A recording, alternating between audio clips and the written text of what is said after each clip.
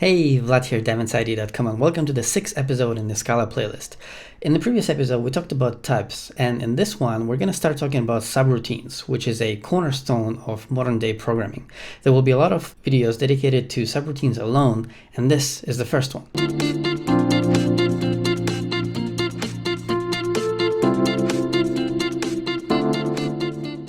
The first thing that we're going to do is we're going to go to the Wikipedia article about subroutines and read the first few paragraphs from it. Okay, so you could read it on your own, obviously, but why would you if you have me? Okay, so in computer programming, a subroutine is a sequence of program instructions that perform a specific task, packaged as a unit. I love that. This unit can then be used in programs wherever that particular task should be performed. Subprograms may be defined within programs or separately in libraries. And libraries is that notion of having the code far away, so having it written by someone else. And then SBT would somehow find it, right? And we will be able to use the code that somebody else wrote in our programs. Okay, so this is what libraries are. So subprograms may be defined within programs or separately in libraries that can be used by multiple programs. In different programming languages, a subroutine may be called a procedure, a function, a routine, a method, or a subprogram. The generic term callable unit, or ELF, is sometimes used. Actually, that's just a joke. It doesn't really say ELF. I just added to the HTML of that page. So let me reload it. See, it doesn't say ELF. Okay, so it's just called callable unit. But first of all, how cool is that? They also use the word unit, and we have those scopes that also return the unit. So you shouldn't confuse the Scala type unit with this, but I actually smell a conspiracy theory there, right? So scopes are units of computation, kind of cool, right? So remember this weird video that I made about scopes and boxes and ELFs, and I said that basically the whole program is a box. Well, the whole program is also called routine, right? And remember I said that you can have like small boxes inside of it? Well, these are actually subroutines, right? And this is what the whole video is about. All right, so let me switch back to my VM. And as always, we have Sublime, and we have our terminal, and I already launched SPT, and we're already running this program that we have written in the episode 4 about if expressions, right? So it's a small program that it just says, like, if both of them are true, it says I'm happy because it's sunny. If this one is false, then it says, oh, come on. All right, I'm happy because it's sunny again, because as long as this one is true, it doesn't go over here. If this one is false and this one is true, then it will end up being over here, right? And if they're both false, then it's going to end up over here, right? Let me switch it back to true. All right, so this is where we left off, and I have the screen here split it in one. As of right now, we don't need it. Actually, let's do this. Okay, so now we see the whole program. Okay, let me save it again. All right, so in the first video, I made a sneak peek of the previous video, which was video number 5 about types, and this one, video number 6 about functions or subroutines. And I also said that functions are a misnomer, so I believe we should be calling them subroutines. So I'm gonna try to do my best to call them subroutines, but in fact I also have it in my blood already to call them functions. Okay, so the whole question was that this thing over here, it looks like an algorithm on its own, right? So if we have a scope around it, it's still gonna work, right? I have a scope around it. So now our whole program sort of looks like there is an algorithm, right? And it receives some sort of input, okay? And we can change the input, but the algorithm always stays the same, right? And the question was, how can we split them syntactically, right? So because as of right now, if this was somewhere else, then this would not work. In fact, let's simulate that, okay? Let's just have a scope around that, right? Whoops, that's not what I wanted. I wanted that. Let's have a scope and Sublime formatted it like that. All right, so now all of a sudden the algorithm or the subroutine, we want to make a subroutine out of the scope, right? So the subroutine does not know where these things are, right? Because all of a sudden they're far away, sort of. Let's revert that real quick. Let's remove this brace, or actually, you know what, let me do this instead. Let's just move this brace from here to over here, right? And I'm just gonna indent everything properly now, right?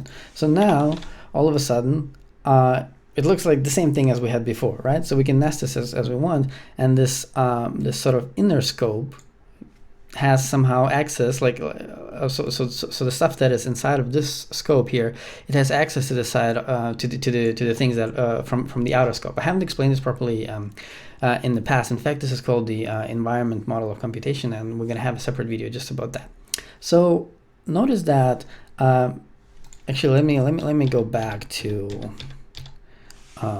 that. I already made a preview of that in the video number 4. That if we remove this, right? If you remove the algorithm itself, then the input arguments on their own will be fine. Okay. So this is exactly what we want to do here. So in fact, let me go forward again. Let me just remove those. Right.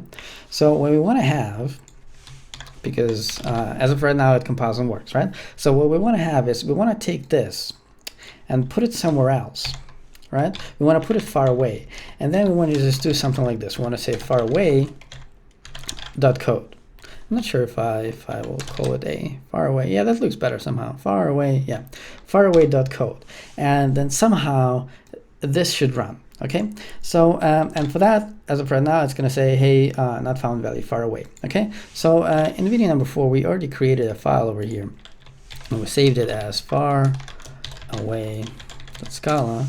And we created an object here called far away. And you know what? Let me actually do this split thing. I'm gonna put it down, right? So at the top we still have the what we had before, and at the bottom we have this far away .scala. Let me make it smaller so that we can see everything like this. Okay. So over here we're just gonna have a dev code. Equals, and there's going to be some code, right? And in the end, it's just going to print out something like not done yet. Okay, so now it works again, but obviously it's not doing what we wanted, right? So what we wanted was we wanted to move this thing over here. Actually, if I put my cursor over here and I press Control Shift V, then it's going to indent it properly as well. So now we need more space down here, right? There we go. Okay, but everything is still commented out, right? Because if I comment it in again, right, then we will have the same problem as we had before, right? It's going to say, hey, I don't know what sunny day is, and I don't know what rainy day is. Also, let me remove this empty line just so that it takes less space. Code. There we go. And also let me remove this line, the print line, because we don't need it anymore. And now we're going to notice that we actually have a scope inside of a scope, this one. So we have this scope inside of that whole scope, so we don't need the extra curly braces, right? So yeah, so if you look right now at this code, this is exactly our algorithm, right? So we moved it over here, but as of right now, it just doesn't work. Okay, all right. So notice that println is also a subroutine, right? It takes some arguments, right, and it does something with them, right? So let's play with this one, for example, right? So let me how are we gonna do this? Let me just comment out all of that. Okay, I just want to make it compile. Okay, and now we're actually done, and it doesn't really matter. Okay, so let's just change it to 30, right? And now based on that, so the algorithm stays the same, right? The println algorithm stays the same, but based on what is coming inside of it was this syntax, right? It changes its behavior, right? And this is exactly what we want to do was our algorithm, right? So our algorithm is over there. It's called code, right? And what it needs is it needs the sunny day, and it needs the rainy day. Right, so now it looks very similar to println, and it also looks very similar to an if expression, right? So an if expression, if you look carefully, it's like there's somewhere inside of Scala there's this algorithm that knows how to test a conditional, right? And all it needs is to give you this conditional. Okay, so you see this kind of symmetry, right? And the compiler is now saying unit does not take parameters, right? Because as of right now, what is coming back from here is a unit, right? But this is not what we want. All right, we want something else. So what we want is we want an algorithm to come back, right? The magic syntax for it goes like this, right? So we need to copy this, right? Put it over here, and over here we can call it wherever we want. It's just the first parameter, and this is the second parameter, right? Because it says unit doesn't take parameters. Well, we're going to make sure that what comes back from it is not a unit. It is something that actually takes parameters. And you can call the parameters however you like, right? So the magic syntax is like this. You just copy it over, you call it whatever you like. You can also keep the same name, but I'm going to use a different name for a while just to avoid the confusion. And here's the magic. We need an arrow. Whoops, we need an arrow, right? So an equal sign and a greater than sign makes an arrow. Okay, and now the syntax is actually also recognized. Okay, let's see if that compiles actually. Okay, it says missing parameter type. In the previous video, we already learned that Scala has a way of reconstructing the type, but it is not always capable of doing so, right? So in this case, you actually have to tell it that whatever comes in is a Boolean. Boolean, what is happening, right? And this one is also a Boolean. You know, and the syntax is the same as saying over here that it's a unit, right? We already discussed this in the previous video, okay? So now, let's see what's going to happen. All right, now it actually works. So this part worked, right? The part of injecting something into the algorithm. But now the algorithm is commented out, so let's comment it in. Well, now it's still going to say that it doesn't know sunny day and it doesn't know rainy day because they're called first and second. So let's use first. And let's use second instead. All right, and all of a sudden it works, right? So we have still the same control over our algorithm, right? Let's do this. Let's set this to false, and now it should be over here, right? But the code is far away, and in fact, the code could even be written by somebody else, and could even be in one of those libraries that we just learned about. Okay, let me change this back to true. Right now, the question is, code is not a unit anymore. Well, what is it now? Okay, first of all, let me indent it properly.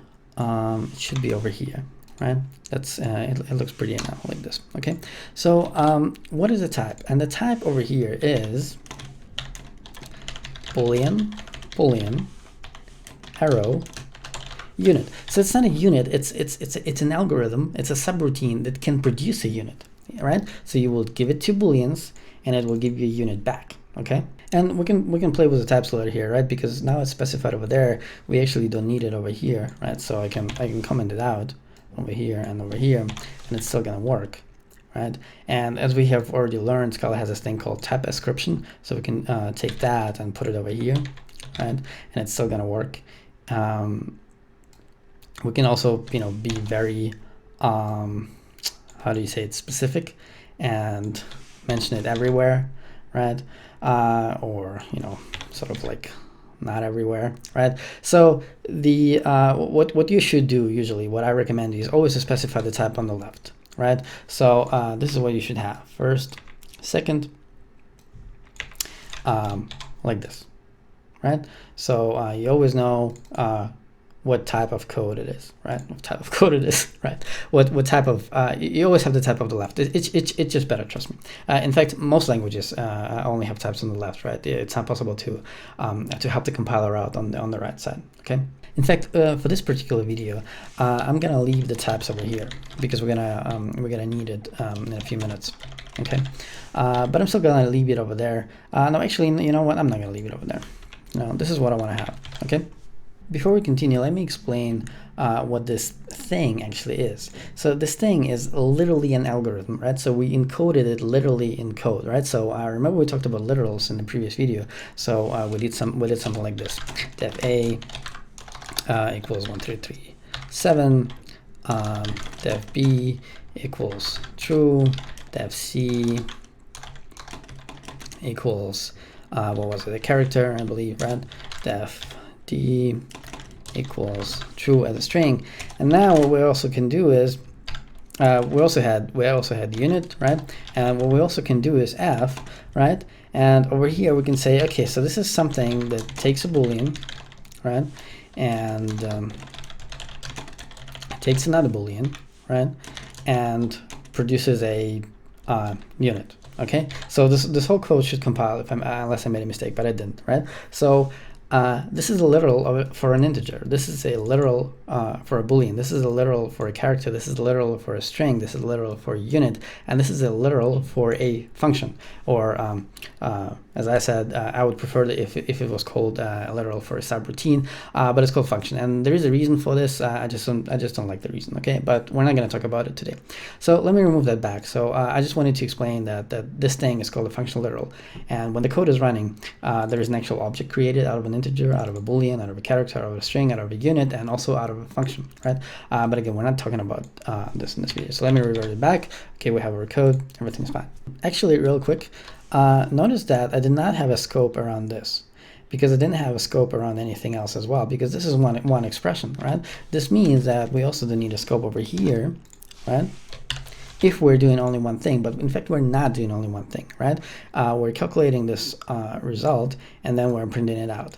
Now there is a trick to just inline the result over here. So instead of using the result over here, we can just in fact, let me do this first, right? So it's exactly the same thing. Let me just cut this out. Actually, not cut this out. So let's remove result from here, right? And instead just take these lines and just move them down over there, right? And now we don't need the result. And now we have only, it looks like we have only like one print line, right? And by the way, in Scala, if a subroutine has only one parameter, right? So over here we have two, but print line has only one, then you can replace the parentheses with curly braces, right? So we can have a curly brace over here, and we can have a curly brace over here, and it just kind of looks better. Sometimes I do this, but in fact you should never do this. The problem with this code is that it is doing two things at the same time, and we're not going to discuss this in this video, but usually it's not good. It's not ideal, right? So what you want is you want your subroutine to be so minimal that it does only one thing, because over here a string is produced, right? And we're also showing it on the console, right? But we want to do only one thing. So what we want to do is we want to move this print line to here, right? So we want to print line whatever is going to come back from that code. So in fact, right now, we just don't need this print line anymore because our algorithm is just going to return the string, okay? So I'm going to save this, and we have the same code as before. By the way, I don't know what's wrong with my Sublime. Sometimes I save the file, and it still has this yellow dot. Right now it went away, but sometimes it still stays there. I don't know why. The next thing that we're going to talk about is sort of like naming conventions. So you can look at this as input and algorithm, or you can look at this as client code, library code, or client code, server code, right? Something like this, right? So there's some functionality over here, and we wanna call it, and we wanna pass it arguments or parameters. So usually this is the difference between arguments and parameters. Usually at the declaration side, so at the server side, at the elf side, right? This is called a parameter list, and each one of these is called a parameter, right? But once you're passing values in them, they're called arguments. But this is a very fuzzy distinction, so feel free to use whatever you want. So what's happening now is that our client code, which is the one at the top, it reads actually really well. Okay, so we see it's a faraway code, we give it a sunny day and we give it a rainy day. But our server code, it reads a little bit silly, right? So there's first and second, right? So we don't really know why they're called like this. So just to explain, these two variables, right? These two parameters, they only exist in this scope over here, right? And this one. So even if we had curly braces over here, right? We can only use first and second inside of here, right? We cannot use them over here, right? We can't do print line first. We can't do that, right? First just doesn't exist there yet, right? It says not found value first. Okay, so let me actually remove the curly braces. I don't like curly braces. Okay, and I also don't like these, right? Right. Okay. So the point is that inside of here, right? For this algorithm, it actually looks like, oh shit, I actually need those curly braces again. So it looks like this, right? So we could do def is sunny day. Actually, let me copy. Is sunny day is first, and is rainy day is second. And look, all of a sudden it looks like the algorithms that we had before, if we actually would use them, right? Is sunny day, is rainy day, right? So now it looks exactly like the algorithm before, the one that we had on the client side, right? But now they're still separated. And it turns out that there's no need for that, right? We have the whole control over these variables, right? So we can call them whatever we like, right? But before we do that, I just want to explain that what you've just learned is another way of binding things, right? So before we knew only one way, right? We knew that if we say def x equals 10, then the value of 10 is bound to x, right? Well, what we have here is another kind of binding. We know that if we call a subroutine and we give it a value, right? And then the value of is sunny day will be bound to first. And it's actually called a bound variable. And because it's bound only to this lexical scope, we have all the power of renaming it. Okay, so we can just do is sunny day here and is rainy day over here, right? And then we don't need this, and everything is still gonna work. Let me remove all of that stuff, and we don't need the curly braces again, right? Let me remove all that.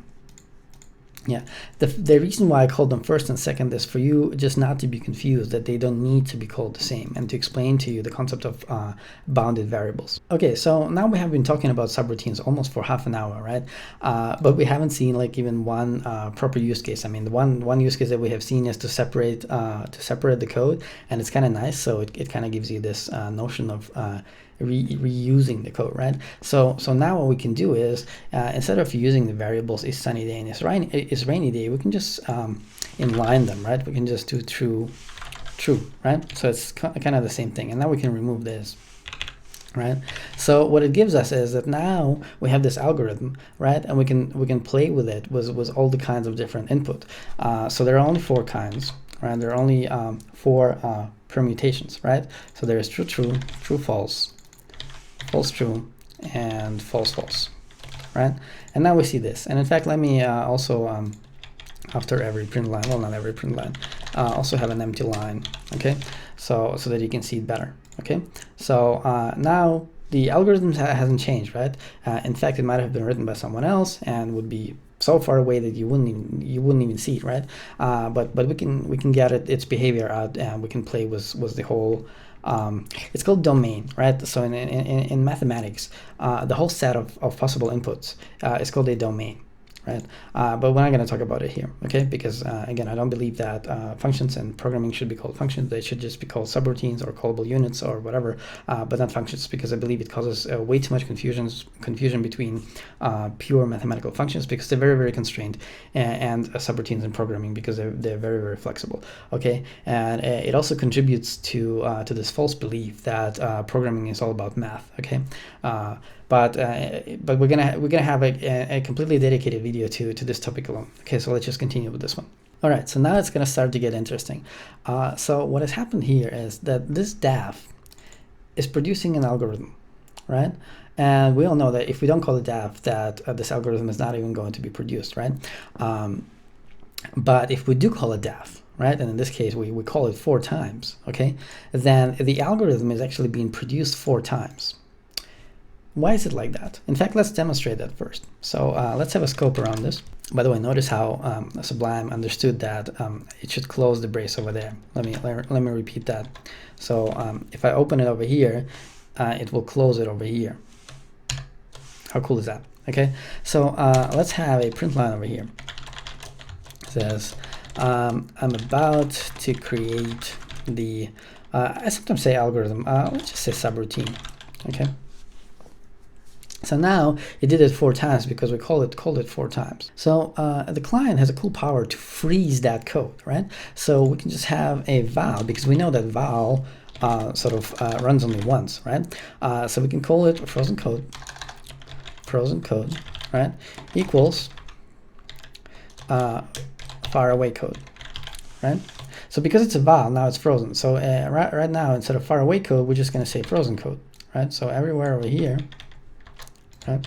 So we sort of bounded the value of the algorithm to this value, right? In fact, I don't believe you can say bounded, right? So the word is bind and the past tense is bound, right? So we bound the value of that to frozen code, Okay, and if you make a def out of it, right, then we're gonna have the same behavior as before. So the thing that you should notice about this, that this is bad design. So every time, so what you want to do is every time you're writing a library, right? So over here, this is sort of like a library.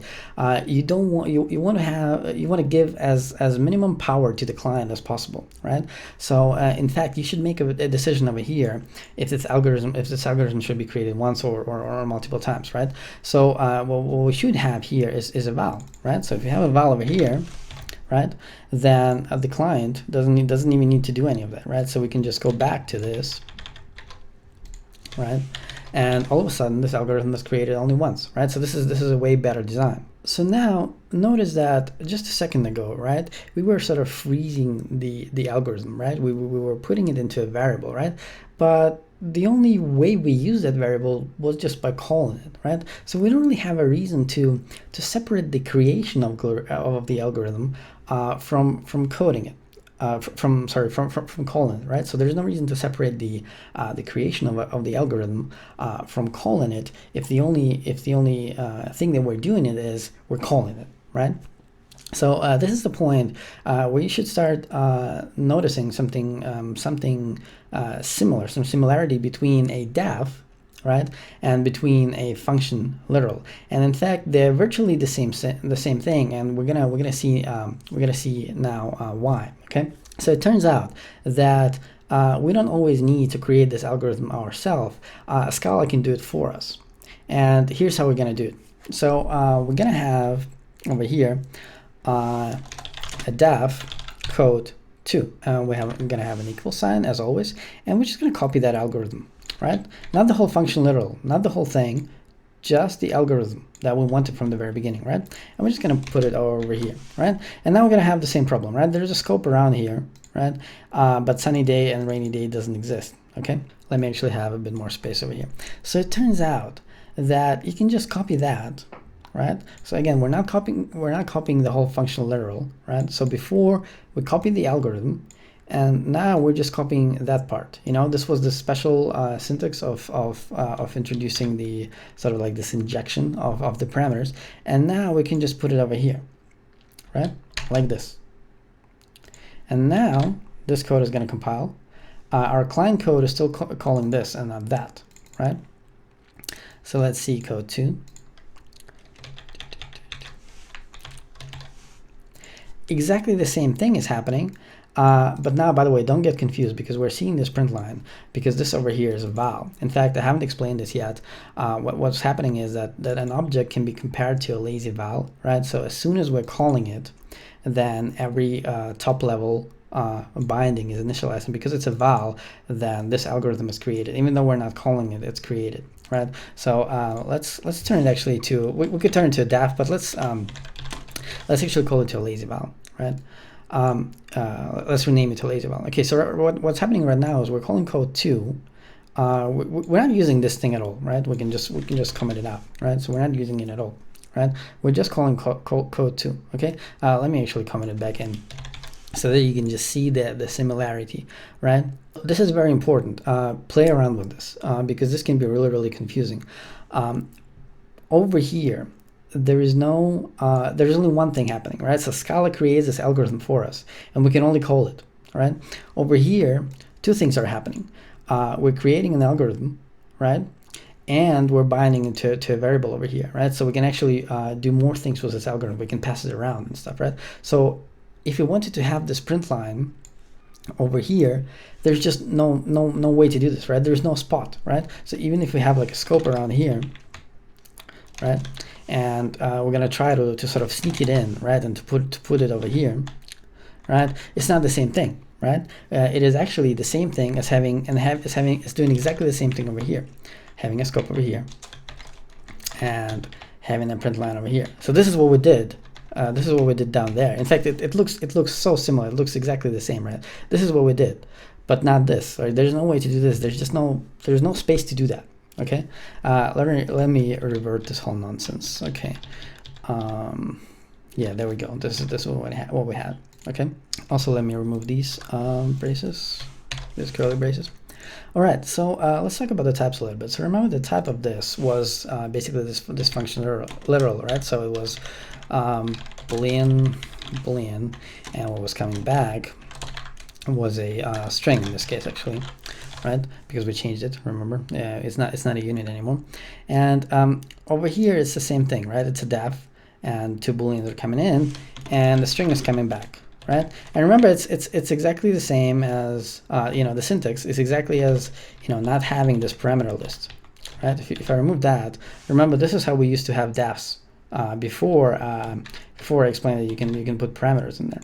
All right, so before we continue playing with this, notice that this def, I'm not sure if we can remove this. Let's not remove this for now. So this def, all of a sudden, let me actually reduce the size of the font a little so that you can see it. You can see the whole thing.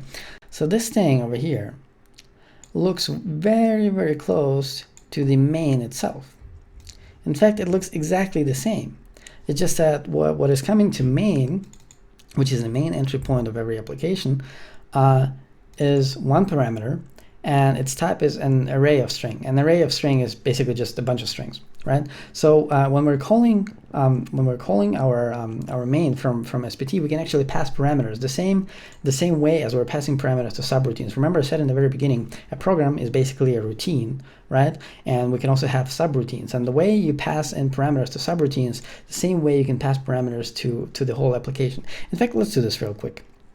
Okay, let's just say over here we're just going to say print line args, make a string out of it, and okay, just to comma space. Okay, yeah. So now if we don't just say run, if you say run and we say first second, it's going to do this, first comma second, right? So the same way as we inject parameters into subroutines, the same way we inject parameters into the main routine, right? It's just that the main routine absolutely has to have this signature. By the way, it's called signature. A signature of the subroutine, what comes in, what comes out, right? This is the signature. In fact, if you wanted to be pedantically correct about it, the signature is only the part that is coming in, right? So anyway, it absolutely has to have an array of strings, and the unit has to come out, right? If it changes to, I don't know, boolean or something, it's just not going to work, right? So if you're gonna do run, it's just gonna say main. So this object has a main method with parameter type array string, but main will not be a runnable program. Reason: main method must have exact signature array string in unit, right? So there we go. Okay, and in fact, let's come back to our program, which was this and that. All right. So now I hope this whole world of programming is sort of starting to make sense for you, right? Because we're sort of like walk like a whole circle already, almost. We're almost done with this video. We're just gonna have a bunch of extras. So the first question is, what if we actually did want to have a hold of this algorithm, right? What if we actually did want to freeze it again, right? Because remember, we can do. Let's actually comment this out. So what we can do here is val frozen code equals far away code, right? So we could always do this, right? But can we also do frozen code 2 equals far away code 2? Right? Can we do that? And it turns out that we can, but we have to let the compiler know that this is what we want to do, because the compiler knows that usually if you have a def with parameters, that the primary thing that you want to do with it is you want to call it. You don't want to capture the algorithm, right? So by default, it thinks that you actually made a mistake, right? So it says missing argument list for method code 2. Don't read the rest for now, right? So missing argument list for method code 2 in object far away, right? So it assumes that you just forgot to give it 2 booleans, right? It just assumes that. Okay, so it assumes that what you wanted was to have a string here, right? But this is not what you wanted, right? This is not what you wanted. What you wanted was this whole algorithm, right? You wanted boolean to string. Okay, let me have an enter over here, right? So what you wanted is this, and in fact, it turns out that if you actually tell it that this is what you want, it will actually compile.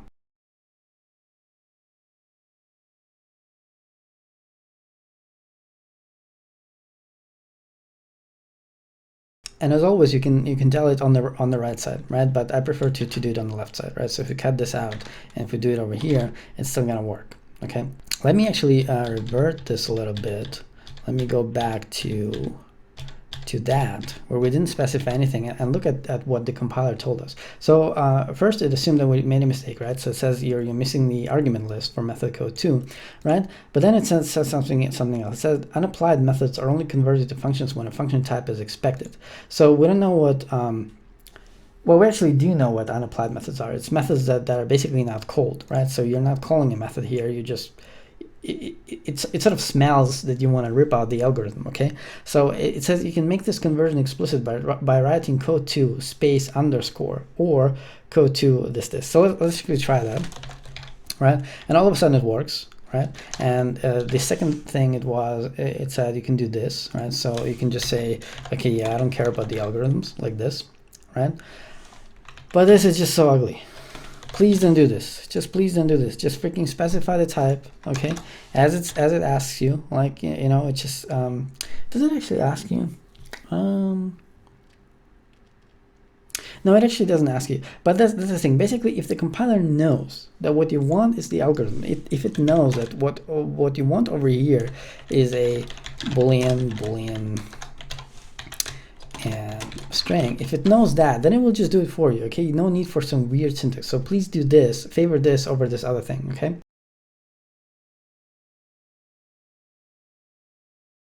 In fact, we haven't really talked about what you can actually do with the algorithm in except for only calling it. And this will be the topic of maybe even the next video actually, right? Yeah, but as for now, let's just remove that, and we're sort of done with this whole capturing the algorithm discussion, right? So we're back to this. The next thing that we're going to talk about is default arguments. This parameter, so if you use this, right, it's not going to work for functional literals. It's only going to work for the syntax. In fact, we're going to have a separate video where we're going to talk about all the differences between them. So if you have it like this, then you can actually also have default arguments, right? You can say, so the default for a sunny day is actually true, right? And by the way, this is the distinction between arguments and parameters. So the default argument for this parameter is true. Okay, so you can have it for only one, or you can have it for both of them, right? Let's have it for both of them. So now what it will allow us to do is it will allow us to do this, right? So instead of passing something in, the compiler will do it for us because it knows that the default is true.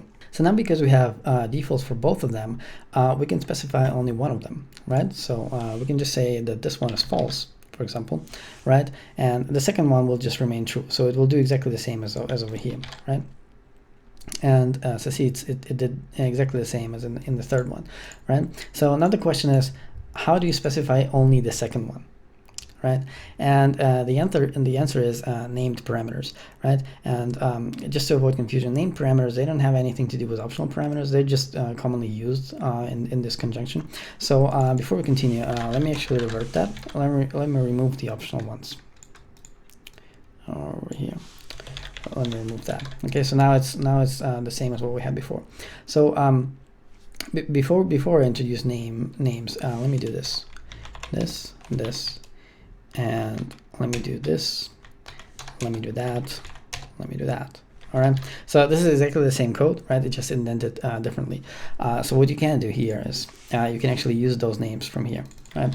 You can say sunny day equals true, and is rainy day also equals true, right? And if you make a mistake over here, right, it's gonna tell you, hey, what are you talking about, right? Not found value sunny day, right? Okay, so we have it over here. So first of all, I really like this this whole nesting thing because again, we're sort of doing two things over here. We're producing this this string, right, and we're also printing it out, right? So let me just have a val result over here, right? Over here, right? And let me just move this code over there and just print out the result now instead.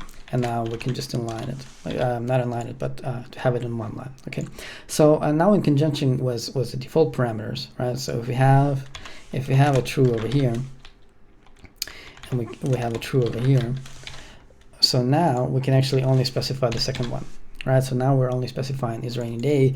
We're not specifying a sunny day. In fact, let me change it to false, just so you can see that it's working, right? So now we're in the false true case. So it should do exactly as in the second line, right? Yeah, and it does. The first line is the same as the second line, right? And also, if you're having named parameters, you can also have a different order, right? So you can have a different order. You still need a comma over here, right? But you can specify the rainy day first and the sunny day later. I'm not saying that you should do it. It's actually not insanely good design to do this. Basically, first of all, try to stay away from default parameters.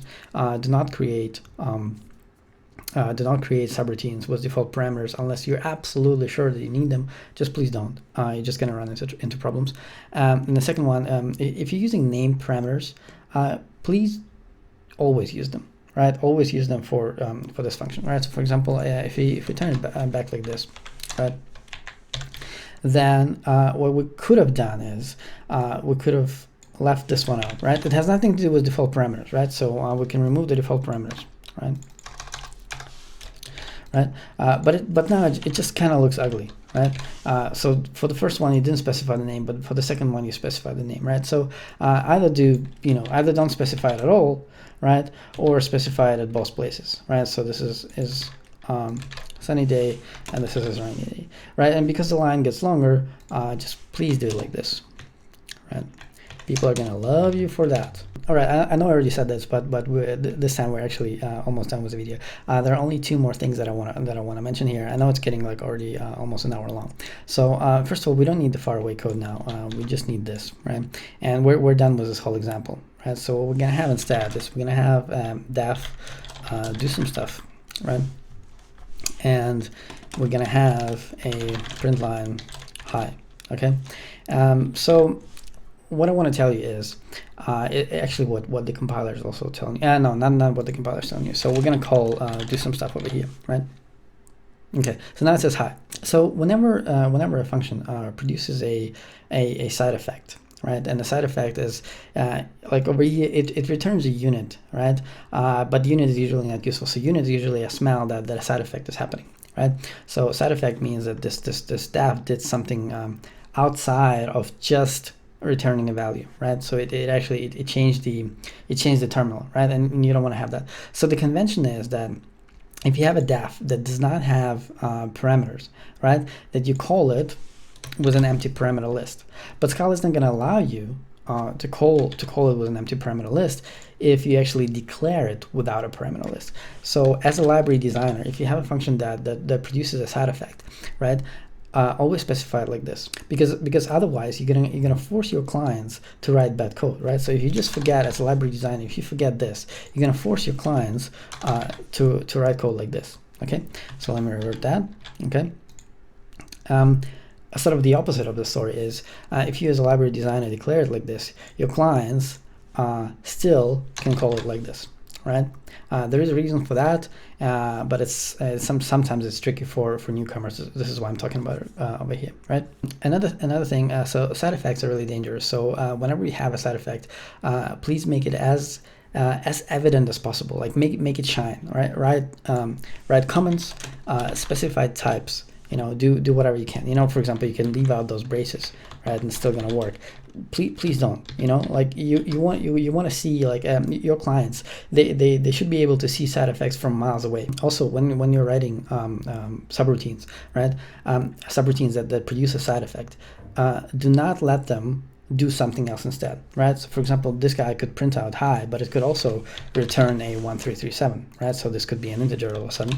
And again, the types would help you in here, right? So it actually returns 1337. So now we could actually print line, right?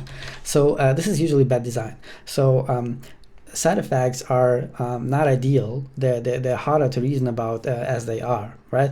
But if you go ahead and you also mix them with returning a value, that's just wrong, right? That's just bad. So never do this. So it's way better to separate this. So either have an algorithm, a subroutine that returns a value, which is not a unit, or have it return a unit and nothing else, right? Just let it do its side effects. Let it write to the database. Let it do something else, right? But don't allow it to produce something valuable and do a side effect at the same time. The last thing that we're going to talk about is math.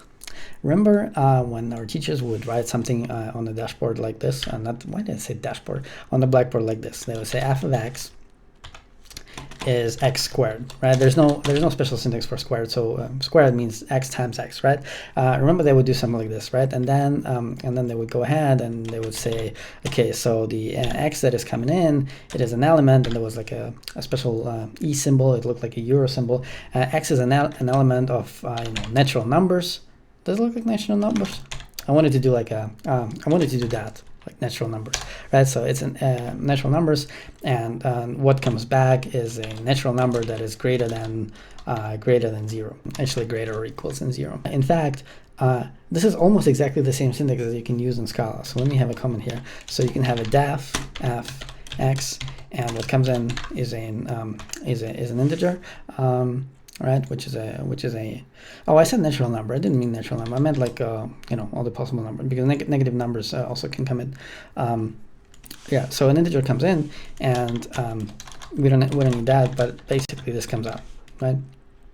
Okay, and what does it say? Oh yeah, it says that we're not calling it, right? So now we can do print line f of I don't know, 2, right? And again, you can specify the type. I'm just showing you this similarity between math and the way you can encode subroutines in Scala, right? So before I leave, let's just for fun do f of 0, 1, 2, 3, 4, just a few of them. 2, 3, 4, 5, 6, 7, 8, and let's also do 9 and 10, 9 and 10, right? And just so you can see, the negative numbers are also fine, because an integer can also be negative, right? But it never produces anything that is less than 0. Right, simple math. But again, this does not mean that programming has a lot to do with math. Math is just one of the domains that can be implemented with programs, right? So when you're writing a program, if you're working for some mathematical institution, of course you need math, right? But if you're working for something completely different, like for example over here, right? Where is math in here? I mean, technically, we're talking with booleans, and the whole thing is, there's Boolean algebra, right? So technically, it's also math, right? But it's not the regular, calculus that you're used to from high school. All right, so we're done with this video. Now you know what subroutines are, and they're very, very powerful concept. As I already said in the beginning of this video, they are a cornerstone of modern programming, right? Of modern software development, right? So understanding them is one of the most important things. So I hope you like this video. I'm sorry again that it happened to be so long. I'm always saying that I'm trying to make them shorter, but I honestly, I sort of give up hope. I don't really know how. Anyway, let me know what I can do better the next time. Give me any sort of feedback. Like this video if you do, subscribe if you want to learn more about Scala. There will be a lot of Scala content on this channel. And yeah, cheers. Take care.